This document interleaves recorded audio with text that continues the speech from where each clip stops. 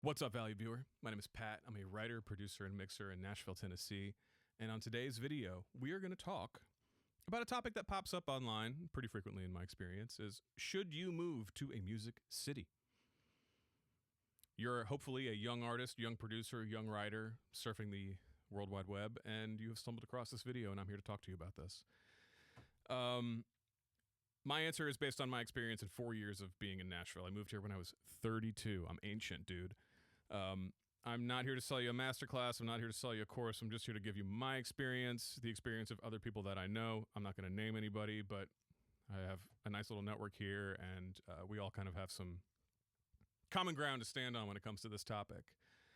I think that as a product of the internet, because people are always trying to sell people masterclasses and marketing courses and some guru magic, that the you can make it anywhere myth is a half-truth at best, unfortunately.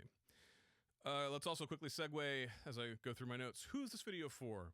If you are a hobbyist, if you play in cover bands, if you're just doing music as that fun little side thing, it's not for you. This conversation's not for you.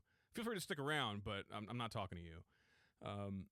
This is not for people who are doing like Fiverr mixing or some shit like that. This is for people who are trying to get into songwriting rooms, people who are interested in working with publishers, artists who are seeking major label attention. Maybe even you're a team of an artist that is, hot in a small town, thinking about making a move, something like that, or anybody who wants industry proximity.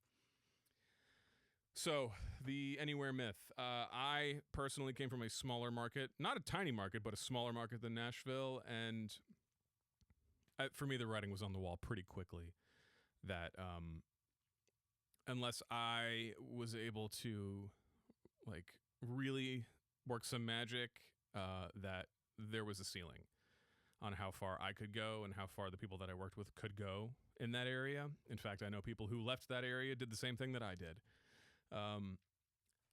I and some of those people, we probably would have considered ourselves one of the best in the room at what we did, whether that was the artist, as a singer, a guitar player, a writer, producer, whatever it was. But that's because the room was tiny and it was filled with people who did music for fun. There was no momentum. There was no pressure. There was not a lot of striving to get better. It was like a hobby for most of the people in there. So, and if that's you, look, I'm not trying to throw shade. If music is your hobby and it's just something you do for fun, more power to you. Probably the smarter decision, but there are people in this world who can't handle that want more out of it. They want to do the thing. So, if you're a hobbyist, if you're chilling, stay in your hometown. Do your thing. What would actually require a move would be wanting to get into songwriting rooms. Artists who, you want to meet artists or artists that you want to work with as a producer or a writer. As a producer, you can make friends with other producers in a bigger city who are busy with work. They might be able to send you jobs like editing, mix prep, things like that. And yes, maybe that could technically maybe be done online, but the odds of that happening in your small town are pretty small. Being present and your sort of social presence and your hang are the currency of being in a bigger city. It's more important even than necessarily your talent or skill. There's definitely you got to be this tall to ride the ride to get fucked with here, or in any of these places. Like if you're a producer and you're slow, if you're not good, if you don't know how to mix, if you're a singer and you suck, if you're a writer and you're not very seasoned or very good, you don't have good hooks, if you're an artist and you don't have the thing, it's going to be hard for you. But if you are tall enough to ride the ride, everything past that, for the most part, there's a diminishing return on skill and talent, and there's a exponential return on how likable you are, how you make people feel. Are you fun to be around? Does somebody want to be in a very small room like my studio with you for 2 to 6 to 8 hours, or if you're at a writing camp for several days writing songs? Got to ask yourself that question. But you'll find out by moving.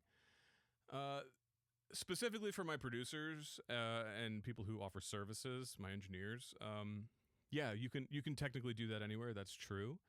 if you're good with ads, if you're good with funnels, if you're good with SEO. There are a lot of people out there selling masterclasses and courses and, you know, several $1,000 packages to make you more money and get you more clients. And that's fantastic. And if that's what you want is just money, first of all, I'd advise you to sell all your gear and, you know, go work some other job. But again, there's a cap. You are dependent on an influx of clientele based on your ads, the internet, et cetera, et cetera. And then what is the ceiling, the potential of those clients? If a hobbyist is hiring you at a rate that you like to do work for them, great. But like, are you trying to get further? Are you trying to make music that's going to be heard? Music that could become mailbox money, potentially, if you are a part of creating it? I don't know if that's really going to work. To me, it is not the same thing as an industry career. You're a service provider, and there's nothing wrong with it, but let's be clear about the differences there. What you gain by moving is you can still do that, but you're doing it here, and you're building that social currency. You're building your network. You're building your connections, and the growth curve on those connections is exponential. There is a linear curve, in my opinion, on you're a working producer, you're a working songwriter, whatever it is. I don't know how, you know, songwriters would monetize that, but if you're trying to do the whole thing online, there's a linear amount of time that you can put into providing your service at whatever rate it is, and you stay there. If you're here, you can work on having consistent business, simultaneously building connections that are going to allow you to get into circles that are making music that is played on the fucking radio, where you will make actual money. You're going to be making better music with people who care about making better music. There's nothing wrong with, you know, getting hired by someone who just makes music because it's their passion project and they don't care how well it streams, but I care how well the music streams, and so do many of the people in these places. That's what we're trying to do here, man.